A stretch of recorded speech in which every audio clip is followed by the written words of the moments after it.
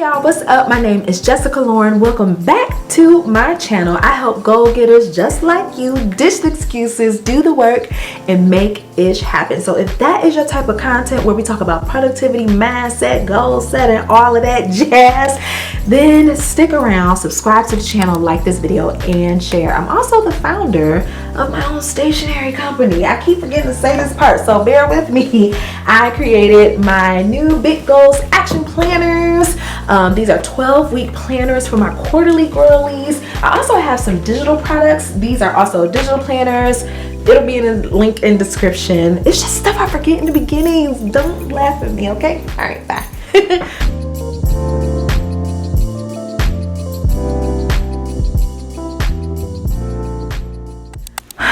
Okay, listen, please do me a favor and tell me that I am not alone when it comes to social media. I don't know about you, but whenever I open up my phone to get on Instagram or TikTok or post a short, I always feel a little cringy, right? It feels so foreign to me now. Like back in the day, baby, I was one of those girlies. First thing in the morning, good morning, people. I am eating the cereal. Here go my coffee. Let's talk. I was never afraid to get on camera, but then some things shifted within inside of me. In my life, there was a global pandemic, civil unrest, just a lot going on where showing up on Instagram or TikTok or whatever just did not feel right to me. But now that I'm a business owner and I really want to reach new audiences, getting back reconnected to my purpose, which I feel like is encouraging other people and inspiring other people and cheering them on, I kind of got to show up. And as much as I try to hide and just be like, oh no, I'm gonna write this newsletter, I'm gonna talk on this podcast, God has really been calling me to get on video.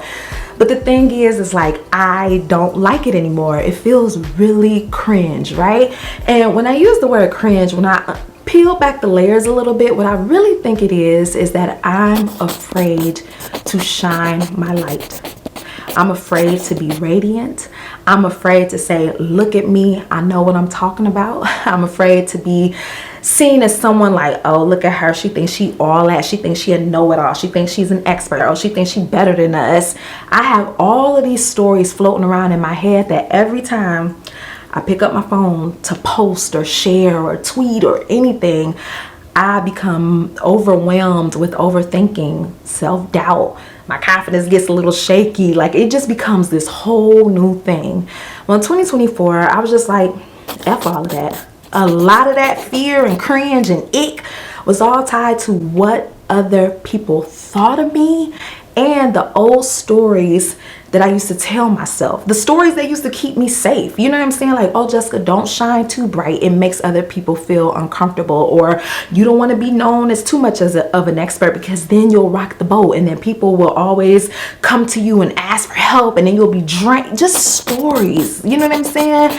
And I'm just tired of it. So I'm getting back into the habit of showing up on social media after years of just kind of going ghost. And for me, in this iteration of my business, social media is kind of a big part of it. So today I'm just gonna walk you through how I've been getting back into the habit of just showing up and sharing my story and creating again on social media, even though it feels super duper cringe. So I hope it encourages you and inspires you. Keep in mind, I am no expert. I don't have any tips and tricks and none of that, but I just wanted to share my experience and what I've been doing to try to show up. Okay, so back in 2015, I started a blog. It's called NoRealJewelry.com. It was just a lifestyle inspirational blog, talked about fashion, recipes, home decor, but it really didn't start taking off until I started talking about anxiety. As a Black woman back in 2015, there wasn't a lot of resources about self-care, you know, all the trendy hashtags that are out now. It was none of that. So me just coming forward like, y'all, I'm in therapy, I got anxiety, it really resonated with people, right? So I had this blog and I love loved it. Before that, I was an actress, and I share a lot of my story on my podcast. I'll be sure to link it in the description. It's an audio podcast where it walks you through my entire journey of how I became a creative entrepreneur. Anyway, and so in 2015, I was like, you know what? I'm tired of going to these auditions, begging somebody else to give me a chance. Why don't I create my own yes or create my own chance and start a blog? And so 2015, Instagram was beautiful. For y'all that weren't there with us shooting in the gym, you just post. The people that was in your audience, they saw your post, they liked your post, they commented on it, and that was it. You grew kind of rapidly, right? Like, it was nothing for me to have 30 new followers, 50 new followers, 100 new followers. Like, the Instagram God was plentiful. He shared, he was generous, and all of that jazz. But then things started to shift a little bit, right? The bigger brands wanted to get on there and, pay to play. They was paying big dollars to make sure that certain eyes were on their content. So the algorithm favored huger brands. It started getting into sponsored posts and all of that stuff. So I was putting in a lot of work for a little reward, or not the same reward that I was getting back when I started. So like, I had a small audience of like 2, 3, eventually my account got up to 4,000 or something, but like, out of the 2,000 people that was following me, I would get like 1,000 likes. Like, it was awesome, okay? Like, it was good times. But then what started happening, like around 2017, or whenever the algorithm decided to trample on all of our dreams, I would post something, get 100 likes, 300 likes. And I know that's a lot. Like, when you think of it, like if 100 people came up to me and was like, girl, I like your shoes, I like your hair, I like this, I'd be like, ugh. But at the time, to go from 2,000 likes to 100, it was like, well, baby, what am I doing here? I'm not going to be anywhere I'm not welcomed or loved on. Like, I'm wasting my time doing all this work. Mind you, I was shooting my own photo shoot, styling myself. Like, it was a whole to-do, baby, using up my equipment, my time and energy. So I was like, why am I doing this? So I pulled back and started focusing on things that I owned, like my newsletter, my blog, and all of that jazz. And I started a podcast. That podcast changed my life. But I kind of stopped posting because I was like, well, what is the point? Then I got pregnant. And I don't know if you all know this, when I was pregnant, I was 38. 37, whatever. I'm 39 now. So yeah, I was 37 years old, and I had a good pregnancy, but I was super high risk because of my age. I had some stuff going on in the pregnancy realm, and it just scared me because I shared like, oh, I'm pregnant. And people, even though they meant well, just sent me the most horrific horror stories. Just like, well, you know about the Black maternal death rate and trying to be helpful. But it was like, baby, I'm already on pins and needles. Why would you send this to me? So I just made a close friends. And for that entire pregnancy, I just posted on that. And it felt good. Like, I was just like, this is the most sacred time in my life. I'm super excited and I'm super scared. I've shared everything else via my vlogs or blogs or whatever. I want this for me. So I got really private for 9 whole months and a few months after my son was born, right? But then, like I said, I opened my business and I missed that sense of community. Of course, we're all in it for the likes and the partnerships and all of that jazz, but I really missed my people. So I was like, okay, I'm gonna dust off all that stuff and I'm gonna get back up and get back posting on social media. I ain't like it. I was just like, this a bit much. It just was a lot. So again, I would peek my head in, but go back into hiding, peek my head in and all of that. The other reason why I kind of stopped posting, it was because I was afraid of shining. I had what I call energy vampires in my life at the time. People that were so attracted and drawn to my light, right? They wanted to be my friend, wanted to be around me, wanted to be in relationships with me, whatever the case may be. But once they got close, they couldn't stand the light because it was almost like, well, why is she happy? She only got 200 followers. Why is she taking this so seriously? Why is she happy? She only live in this crappy apartment. Why is she? And they would do anything in their power to snuff my light out, to make me dim my light. Like, it was really hard. And I've dealt with this my entire life. Like, this started in kindergarten where people wanted to befriend me, and then once they got close, it just was like, You think you better than me. You think, and it's like, I don't think you are better than nothing. I'm just here being me. I'm not doing anything, right? People, I would bring my laptop to the coffee shop and work. Why you always working? Because I got 50 blogs. I want to do this. You know what I'm saying? I'll be singing. Oh, you think you can sing better than me? Girl, I'm just singing. But that started to wear and tear on my mentals. Just like, clearly my presence make other people feel away. So I'ma dim down. I'ma get quiet. I'ma just, and mind you, I was still showing up, but not full throttle, right? Just because I've had people after I post like, oh, so why didn't you post my picture? Why wasn't I tagged? Why wasn't I, why'd you, who? Oh, I didn't know you went there without me. You went to the farmer's market. Like, it just became a thing. And I just was like, I don't want no parts in it. But still, there was a still small voice inside of me like, but Jessica, you like this, right? If you take the stories away and strip away other people's projection, you like this and it's okay. Mind you guys, I got my degree in acting and theater. I've always been a ham. I've always loved the camera. I've always liked performing and being in front. Like, I used to think it was really, really bad. Just like, sit down. You always trying to show off. And it's like, baby, I'm not trying to show off. This is who God made me to be. I'm sorry. I used to be really apologetic. Like, I'm so sorry. Now I'm like, girl, if you got a problem with all of this, please move to the side so I can keep minding my business and keep showing up the way that God created me and called me to do, right? So that was the first really thing, if you peel back the layers, was like the fear of shining and being seen and heard. And eventually, as time progressed and as I kept going to therapy and, you know, just living life and getting older, I finally realized like it is okay for me to take up space. Even if society doesn't want me to believe that, even if I've been taught differently through my religion, even if, you know, because I'm a Black woman, it's like, girl, go to the back of the bus, you know, like you just go back there. I've been okay in accepting and embracing the fact that it is okay. It is safe for me to take up space. But I used to be really, really afraid of that. It's okay to be known as that girl, that expert. Oh, go to Jessica, she know. Like, go to her, she know. It's okay. Like, I used to think like, oh my God, like if people found out that I was doing this type of content, that they wouldn't be my friend anymore. Like, I just had all of these stories swimming around, and that's what else what prevented me from showing up consistently the way I wanted to on social media. Another thing that kept me kind of stuck and not showing up was the fact that I just was like, I'm not doing anything special. There's girls out there that's doing what I'm doing 10 times better. They speak better, they're more articulate, their editing is better, their production skills are better. Like, I'm just a mom, I'm just basic, I'm just from Detroit, I speak to ghetto, you know, like I got all these tattoos, I'm not Christian enough, I'm not, like all of this bull crap that just had me like, I'm not gonna share, I'm not gonna show up, I'm not gonna post, you know what I mean? And it was sad. And it was also just the fear of being criticized. Like, what if people don't like what I have to say? What if they don't like how I look, how I speak? I used to be obsessed, story time. I used to be obsessed with drama channels, still kind of am, right? Like when that whole makeup geddon was going on with the Jeffree Stars and who else was in that? The Manny MUAs, baby, I would just go on T-Spell and be like, they did what?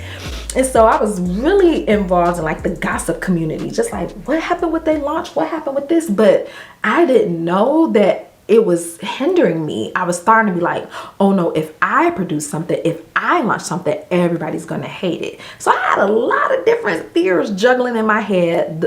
I was afraid to be radiant. I was afraid to show up and shine my light.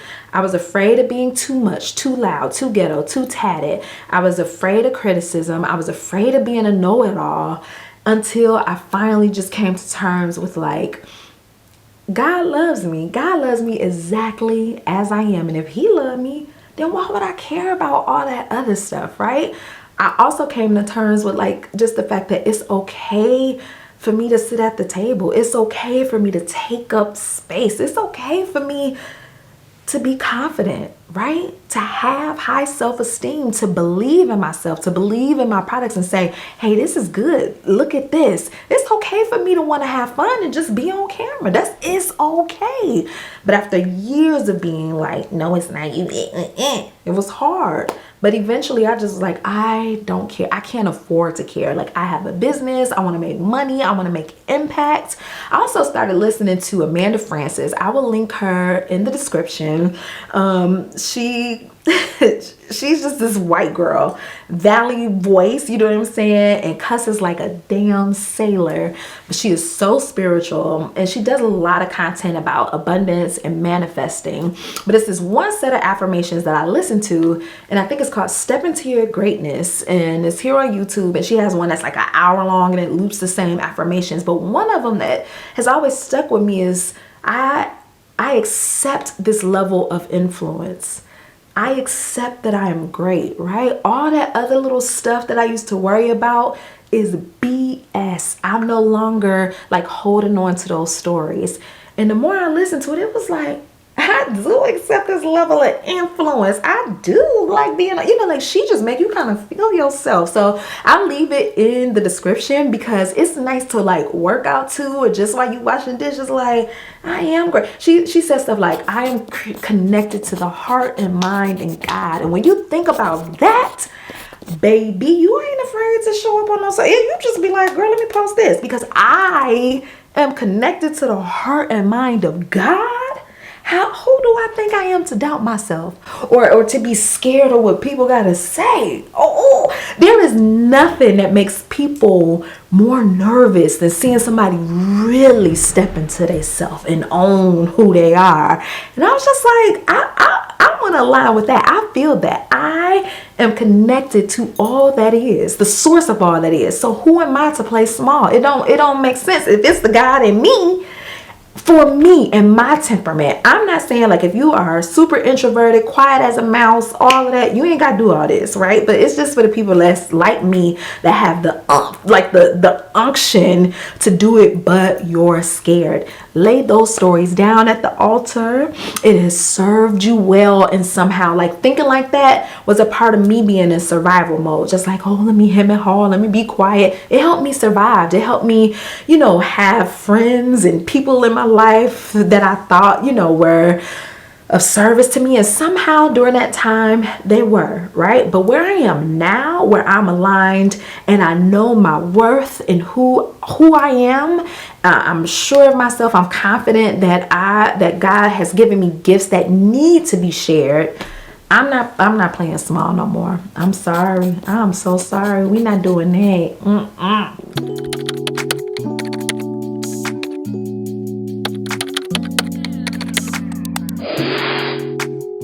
So what I started to do and what I want to share with you is, number one, pick a platform, right? We don't have to be everywhere all the time. But what I will say is that for me, sometimes it's hard to post on Facebook and Instagram because your auntie, your cousins, your dog, your cat, all of those people follow you there. And it's really hard to like step into your greatness when you got this audience of people that like know you. You know what I mean? Like they might have been your club friends and was like, oh, she trying to be all holy now. I remember when she was pop, lock, and drop it on dudes and we used to be drunk all the time. Like it's hard to post in front of those people. So maybe pick a platform where you don't have to be perfect and curated and where you don't know a ton of people. Like for me, that's YouTube. YouTube is very anonymous, right? So like I'll post something and get comments, but that kind of ends the relationship right then and there. Like of course, like I'll follow back if people have pages, but a lot of time they don't. Like a lot of time people just comment, support. They might, engage with some of your other content, like listen to a podcast or follow you on Instagram. But for the most part, that's pretty much it. So I tiptoed my way back into social media by starting somewhere where I wasn't known. That way I had the freedom to post what I wanted to post and show up how I wanted to post, because I was like, those people from my past or the people that you just get a little embarrassed about, that's a natural human feeling. They're not over here. So let me go ahead and post what I wanted to post. Same thing with TikTok. TikTok, I feel like I follow people, but I don't know who I follow on TikTok. Like it's just a bunch of random people. And that's what I like about it. They're, like you just post and go and you have these conversations and they might show back up again, maybe not.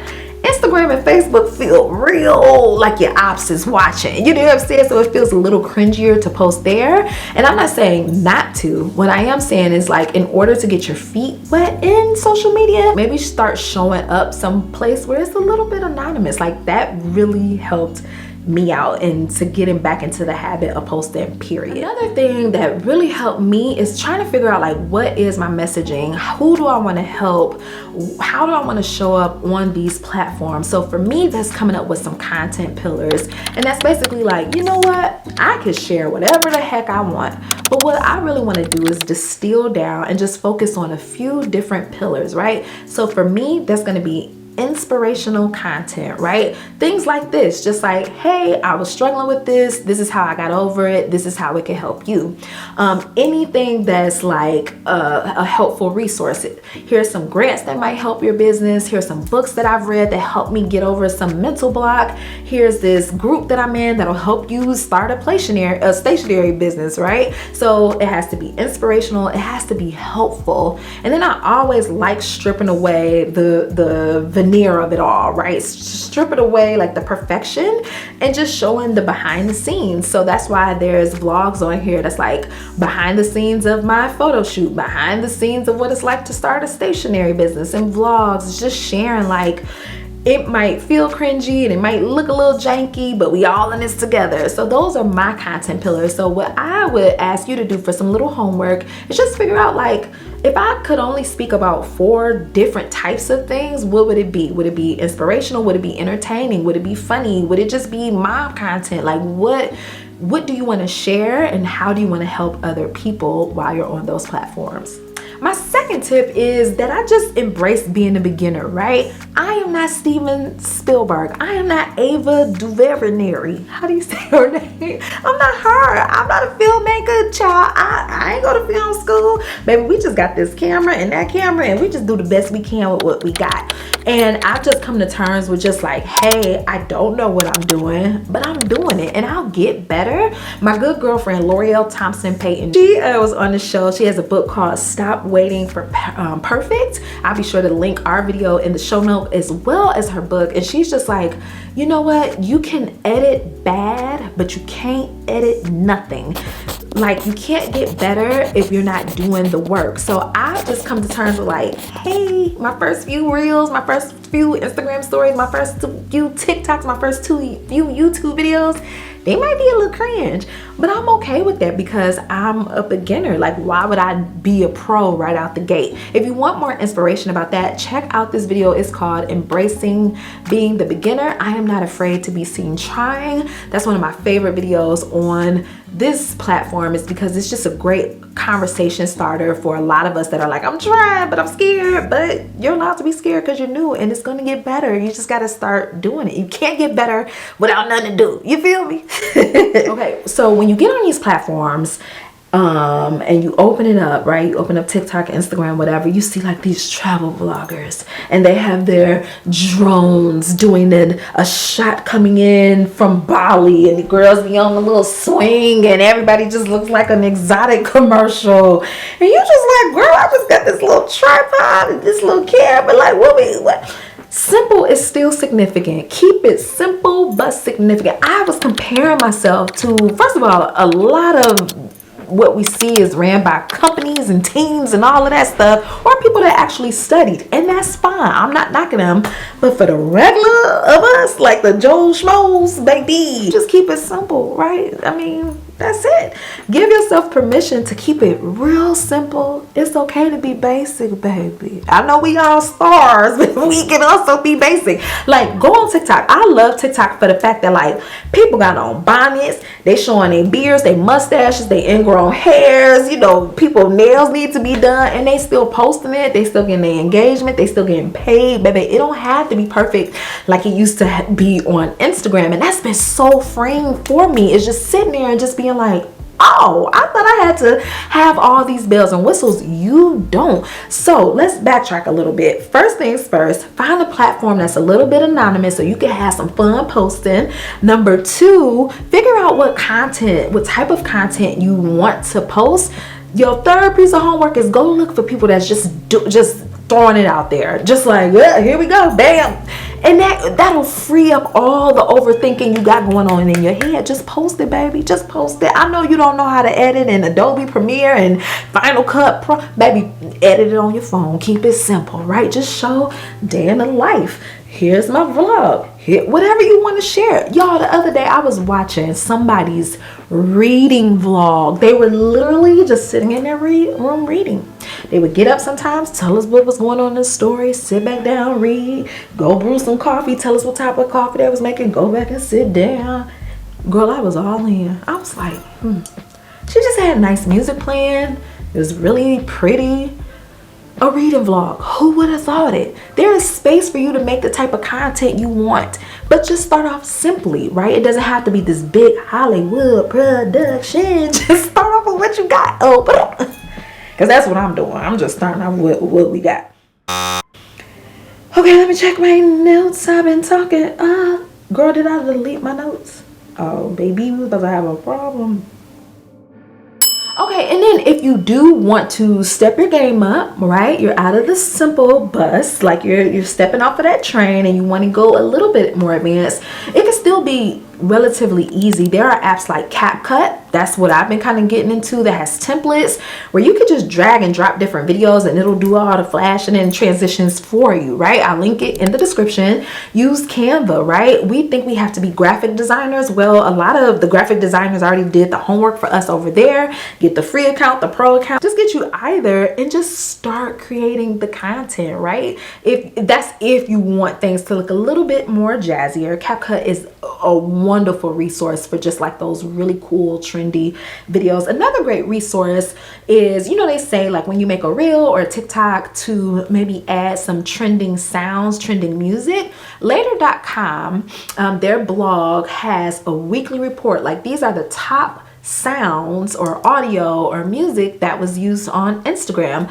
Sometimes I just go on there and I'm like, oh, I like this sound. What can I make with that? So there are also resources out there for you that'll make your life 1000% easier than you think it needs to be. And then finally, what I want to leave you with is just stick to a schedule that works for you. In a perfect world, we can all post 2 reels a day, 1 story, a YouTube short. Like we could do all those things, but a lot of us work alone, or you know, if we do have somebody else helping us, it's not this huge team. So you know, we think that consistency is I got to do it every single day, when the truth of the matter is that consistency is more to do with the quality of your work, right? Of course, it would be nice, like I said, to show up frequently. That's different than consistency. Consistency is whenever I show up, it is going to hit my standard of excellence, right? If you want to show up frequently, you can figure out what that frequency is for you. So if 2 reels a week feels really good to start off with, do that. In spite of what the internet tells you, like, oh, you gotta have a reel a day. If you know you can't do that because you're a mom, you're a caregiver, you got another job, you working 2 jobs, you just tired. It's winter time. It get dark at 3. You ain't got good lighting. Like whatever the case may be, what can you commit to once a week? Whatever, just make sure that you understand that consistency has more to do with the quality, that whenever I show up, even if it's 1 video a week, it's gonna be the best video that I can make with the tools and knowledge that I have. So make sure that you're putting a frequency that aligns with where you are in your life. What season are you in? If you could pump out content all day every day, do that. But if you can't, like the rest of us, pick a number. 2 times, 3 times, once a day, whatever. But just make sure that it is always aligned to your standard of excellence, right? Make sure you proofread it. Make sure it, you know, aligns with your branding. Make sure it helps someone else. Whatever your standards are, just make sure it aligns with that. Okay, so in conclusion, I am new to this. I'm not true to this, right? I still, even though I said all these things, I got all these tips and hacks and tricks up my pocket, I am still just like, it still feels cringy. God help me. But the thing that's helping me push past that is like, what is cringe? Like, what is the cringe for real? Is it just, I'm afraid of shining, of taking up space. And what does that really mean? Like, who does that really help? Who does that serve? Does that even serve yourself to be doing all of that? No. And then from a less spiritual perspective, baby, the cringe girlies are getting paid. They are booked. They are busy. They are having fun. They have engagement and influence and impact.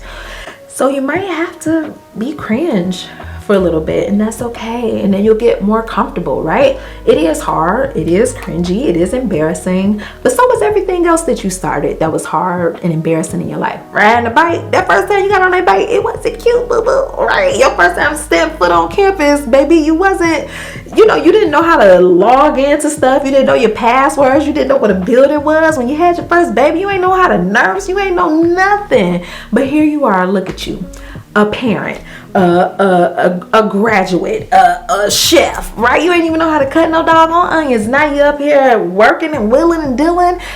We deal with hard, cringy stuff all the time, right?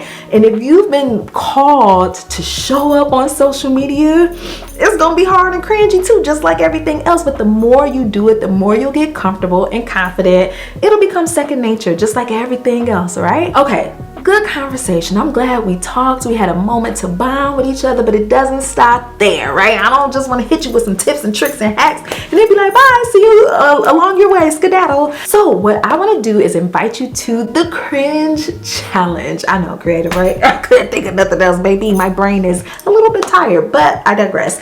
So the Cringe Challenge is super simple. You're just going to sign up in the description, right? And each day over the course of the next 7 days, I'll just send you a cute little prompt that will inspire you to post on social media, right? It's my way of helping us be accountable and knowing that we're in this together. So it's just little simple little prompts like, hey, tell us a little bit about your business and your Instagram story, right? The only thing is that you have to promise to post something, right? So that we can help each other get over our cringe. So make sure you sign up in the description. All right, y'all. Thank y'all so much for tuning in and listening to me rattle on about my insecurities about social media. I hope that it encourages you to just show up and do you the best way you can. You are not alone. If you want to hang out with me outside of just YouTube, be sure to follow over on Instagram and TikTok. The handle is at The Sunday Jumpstart. Be sure to check out my weekly-ish newsletter. It's called the Refocus newsletter, and it helps you finish your week strong. It comes out every other Wednesday or Thursday. Also, if you enjoyed this video, do me a solid and like it. If you want to hang out more than just in this video, be sure to subscribe. All right, y'all, I love you. I'm rooting for you. You got this, all right? You are allowed to take up space. That's it. Okay, I'll see y'all in the next video. Bye.